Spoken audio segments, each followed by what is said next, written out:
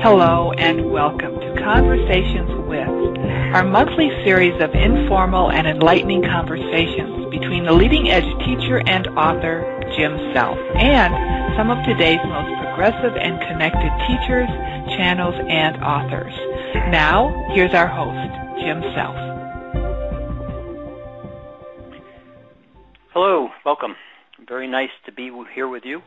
This is exciting. This whole series of interviewing, talking with, as conversation with some of the really cutting-edge people around the world in terms of what's going on with this shift of consciousness has been very enlightening. And back in July, Barbara Clow was the person that we interviewed with, who's been a Mayan researcher, an international ceremonial teacher, author of numbers of books, The Palladian Agenda, The Alchemy of 9 Dimensions, Liquid Light of Sex, The Mayan Code, and now she's got an Awakening of Planetary Mind, a new book that's out.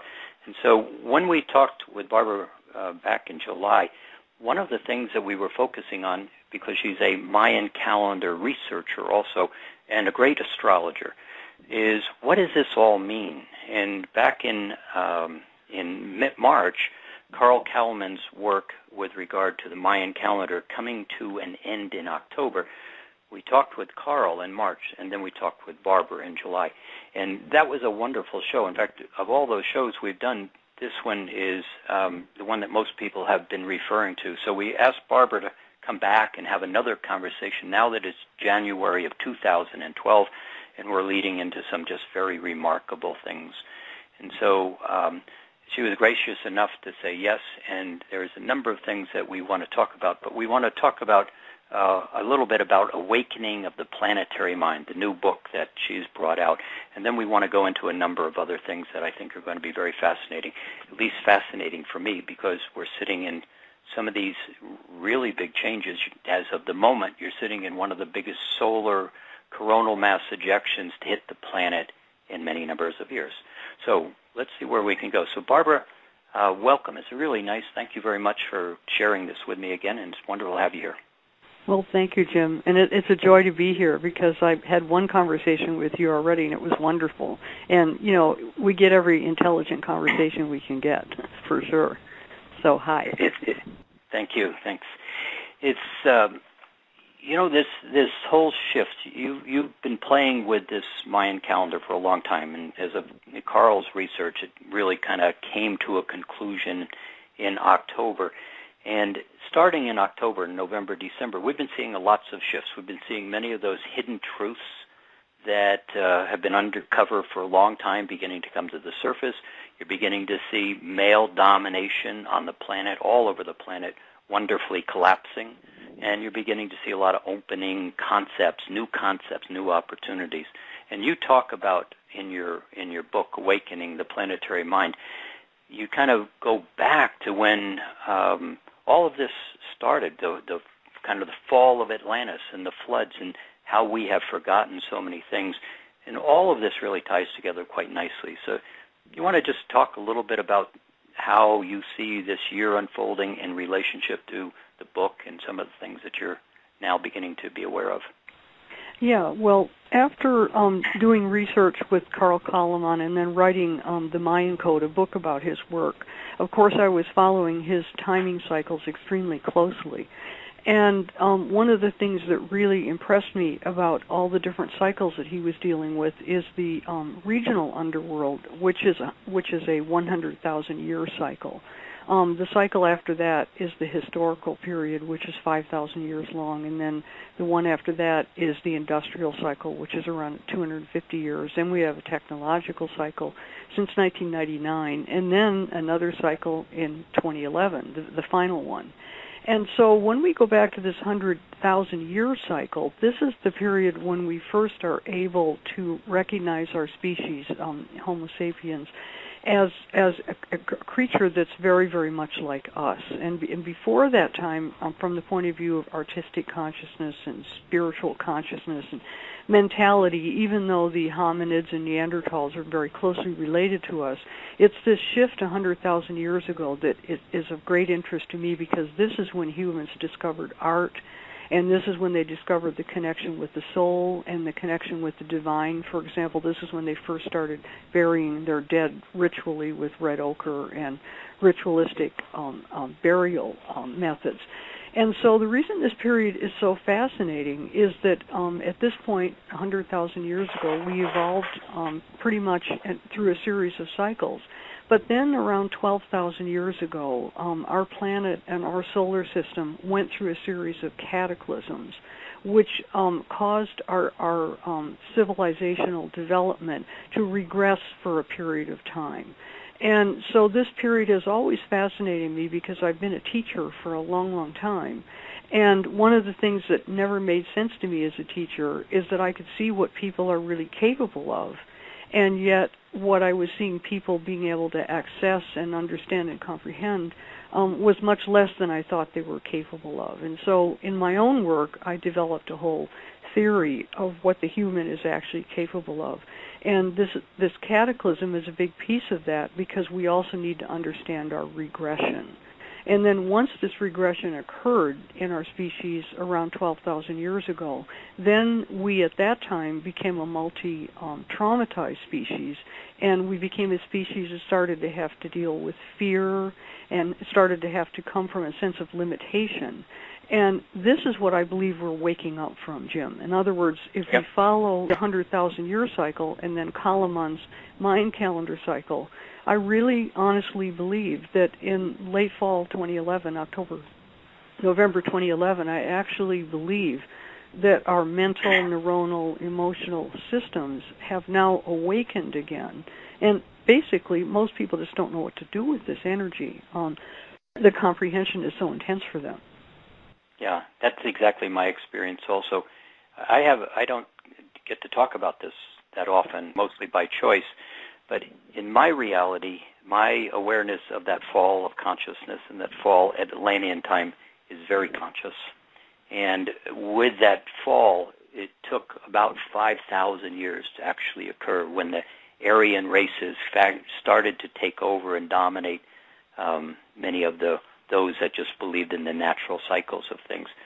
But what I recall, what you're saying very clearly, is when that collapse actually happened, and it was a very painful collapse, just hundreds of millions of people died very quickly in that process. And that's one of the things that is I've seen over years of doing clairvoyant readings, of which there's been thousands of those, that this deeply embedded fear is very traumatic for a lot of people, and they just can't bring it into a consciousness.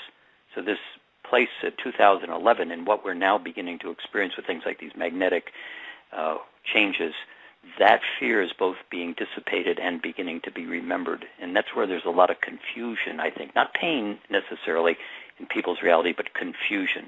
Is that what you're seeing? Yes, I agree, and I know as a reader, a clairvoyant reader, or as a therapist, other therapists have told me exactly the same thing, that many people will reaccess this memory and this early trauma, which in order to heal themselves in the current moment. But the other level, or the other issue that I think is confusing things just hugely right now, is that we've got an issue of who's dominating on the planet and the issue of the global elite, and some fascinating new ideas coming up, such as ideas about the archons coming through John Lash, and issues of early Christianity. And the reason these issues are coming up right now is the lid has been blown open in a sense.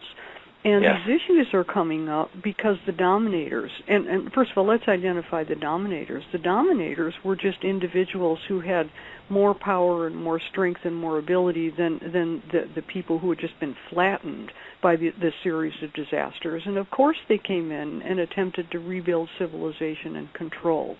But unfortunately, they discovered early on, and we're going back now to maybe like 7,000 BC, long way back. They discovered early on that the easiest way to control people is to make them afraid of something. And then they discovered that the easiest way to organize people is to take their fear and then to teach them that they have to believe in a God and sacrifice to that God, and all of those early religion patterns. And so I think one of the most confusing things that's going on right now is the lid has been blown open on all of these different religious beliefs and all of these different ancient ways of controlling people, and yet people really are having a hard time understanding it, because within each one of the religions that they are involved in, whatever it is that people choose, all this confusion is going on right in the basic belief systems that people are attempting to comprehend. Yes. And it's very much. Yeah, very fascinating. And you know what I also watch is, as this shift is unfolding very rapidly, we all are beginning to access new layers of consciousness, and it's not through the rational mind, it's through a knowingness. We might even call it memory, but basically it's a whole new awareness. It's like looking at a brand new picture and saying, gee, I've never seen that before, but something's familiar about it. And so that recollection, that access to this awareness is confusing, because you can't make sense of it in the rational mind, which is that 3D, 4D mind. Yeah, it's absolutely true, and I like the term knowingness a lot, because, of course, that gets us back to the idea of gnosis, the ancient religion that believed that knowing yourself was the only way that you could achieve intelligence and a connection with the divine. And so one of the things I think that's going on right now is about the only thing people have left is the knowingness. The rational mind seems to be collapsing so quickly, and people's understanding of systems is collapsing so quickly, that I see people trusting that knowingness in a way that I haven't seen before, which is extremely exciting to me, because I know that that's the only path to wholeness and the only path to freedom. Yeah, and you do too. Very much. Very much. And as I watch this, and particularly in the place that I play, which is in that relationship with the archangels and the ascended masters, very consciously, and it was one of the questions I was going to ask you too, because people say, well, how do you know all this? And you know, someone like you who does great research, it's very easy to say, well, that's really great stuff. But the question even behind that is, yeah, but how do you know 12,000, 15,000, 17,000 years ago? In my reality of, you know, people a lot of times will call this channeling, and the reason I'm focusing on this is just the ability to get out of yourself asking yourself what the answer is when that part of yourself doesn't have an answer. I mean, it's kind of that definition of crazy. But what I'm watching is when you start to align with that sense of knowingness and you just ask, help me out here, much of that information begins to come, and I suspect you get that information in the same manner. Yeah, I do get a lot of information in the same manner. Obviously, I do a tremendous amount of research, too. Yes. But the most important caliber of information that I get is that when I do discover something just deep from within, and when we're in this constant process of meditating deeply within and tuning in, we pick up all kinds of bizarre things, really, really interesting, complicated, bizarre things that we can be pretty sure we've never heard of. I mean, maybe we've heard of some of them and we've forgotten, especially somebody like me who reads so much. But what happens is that you realize that you knew something that you couldn't possibly have known.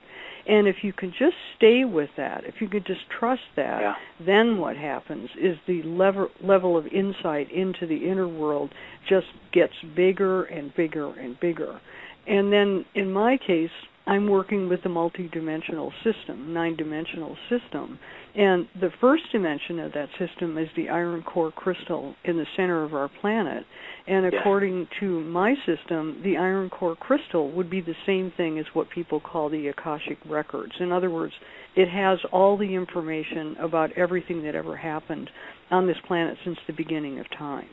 And you can read, as you know and I know, you can read that. But the really powerful confirmation of that way of being is when you actually pick up things that you just simply couldn't possibly have known. And if you can just, you know, like hang with it and respect it, then your ability to tune in just gets deeper and deeper.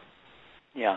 And see, I think this is where some of the conflict is you're talking about, because that level of knowingness and trusting yourself and beginning to kind of walk that path as curiosity and as interesting focus versus I'm afraid of what's around the next corner. See, in my Atlantean recall, there was a whole body of consciousness that came onto the Atlantean scene a long time ago. But in that process, it was what the word is called Aryan.